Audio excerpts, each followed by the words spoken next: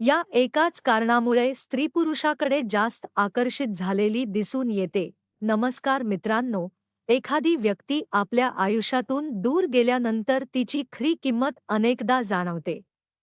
गर्दीमध्ये अचानक ती व्यक्ती दिसली, जुन्या आठवणी जाग्या झाल्या किंवा एखाद्या ठिकाणी तिची आठवण करून देणारी छोटीशी गोष्ट समोर आली, तरी मन काही क्षणांसाठी अस्वस्थ होऊ शकतं. प्रेमाचं हेच वैशिष्ट्य आहे. व्यक्ती जवळ नसली तरी तिच्याशी जोडलेल्या भावना मनात राहू शकतात. पण आज आपण एका महत्त्वाच्या विषयावर बोलणार आहोत.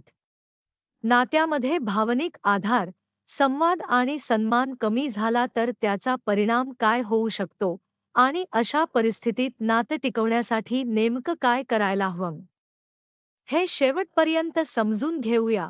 प्रेम म्हणजे फक्त दोन व्यक्ती एकत्र असणं नाही. प्रेमामध्ये विश्वास, काळजी, संवाद आणि एकमेकांच्या भावनांचा आदर या सगळ्या गोष्टींचा समावेश असतो.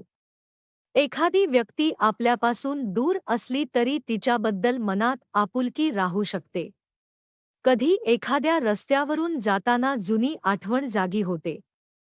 कधी एखादं गाणं ऐकल्यावर जुन्या क्षणांची आठवण येते, तर कधी अचानक त्या व्यक्तीची भेट होते आणि मनात अनेक भावना एकाच वेळी निर्माण होतात. या भावना स्वाभाविक आहेत. नातं टिकवण्यासाठी एखादी व्यक्ती सतत प्रयत्न करत असेल, आपलं म्हणणं समजावून सांगत असेल आणि मतभेद असूनही नातं जपण्याची इच्छा व्यक्त करत असेल, तर तिच्या भावनांना गांभीर्याने घेणं आवश्यक आहे. मात्र प्रत्येक व्यक्तीची भावना वेगळी असते. त्यामुळे एखाद्याच्या वागण्यावरून तिच्या मनात नेमकं काय आहे, याचा ठाम निष्कर्ष काढणं योग्य नाही. विशेषतः स्त्री असो किंवा पुरुष, प्रत्येक व्यक्तीला आपल्या भावना व्यक्त करण्यासाठी सुरक्षित वातावरणाची गरज असते. घरामध्ये सतत दुर्लक्ष होत असेल, आपलं म्हणणं ऐकलं जात नसेल किंवा आपल्या भावनांना महत्त्व दिले जात नसेल, तर व्यक्तीला एकटेपणा जाणवू शकतो. अशा वेळी तिला कुणीतरी शांतपणे ऐकून घ्यावं, समजून घ्यावं आणि आधार द्यावा असं वाटणं स्वाभाविक आहे. पण इथे एक महत्त्वाची गोष्ट लक्षात घ्या. एखाद्या स्त्रीला बाहेरच्या व्यक्तीकडून भावनिक आधार मिळाला म्हणून ती नक्कीच त्या व्यक्तीकडे आकर्षित होईल, असं ठामपणे म्हणता येत नाही. प्रत्येक नात्याची परिस्थिती वेगळी असते. भावनिक जवळीक निर्माण होण्यासाठी अनेक घटक कारणीभूत असतात आणि त्याचा निर्णय संबंधित व्यक्तींच्या निवडीवर अवलंबून असतो. म्हणूनच वैवाहिक नात्यामध्ये जोडीदाराच्या भावना समजून घेणं महत्त्वाचं ठरतं. घरातील स्त्री सतत थकलेली दिसत असेल, शांत झाली असेल किंवा पूर्वीसारखी संवाद साधत नसेल, तर लगेच तिच्यावर आरोप करण्यापेक्षा तिच्याशी प्रेमाने बोलणं अधिक योग्य आहे. तिला विचारता येईल की तिच्या मनात काही चिंता आहे का? घरातील जबाबदाऱ्यांमुळे ती त्रासलेली आहे का किंवा तिला काही मदतीची गरज आहे का? कधी कधी अगदी साधं वाक्यसुद्धा नात्यामध्ये मोठा फरक निर्माण करू शकतं. आज तुझा दिवस कसा गेला? तुला काही त्रास आहे का? मी तुला कुठे मदत करू शकतो? किंवा तुला थोडा आराम हवा आहे का? अशा प्रश्नांमधून आपुलकी दिसते. समोरची व्यक्ती बोलत असताना मध्येच निष्कर्ष काढण्याऐवजी तिचं पूर्ण म्हणणं ऐकणं अधिक महत्त्वाचं आहे. नात्यामध्ये फक्त शारीरिक जवळीक पुरेशी नसते. भावनिक जवळीक ही तितकीच महत्त्वाची असते. दोन व्यक्तींमध्ये विश्वास, सन्मान आणि आपुलकी असेल तर त्यांचं नातं अधिक मजबूत होण्याची शक्यता असते.